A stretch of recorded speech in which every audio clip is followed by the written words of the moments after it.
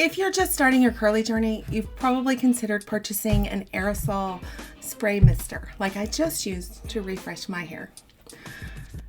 There's so many options out there. I wanted to give you a little tip.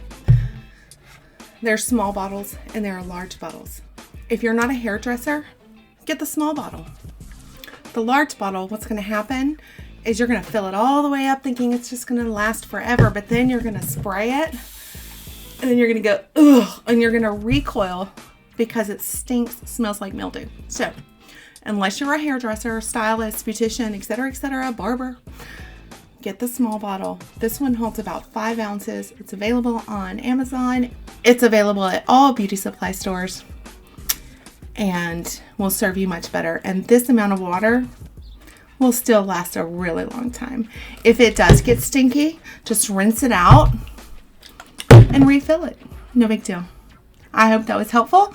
Be sure to subscribe if you'd like more tips for curly hair, and check out the blog for lots and lots of content about curly hair.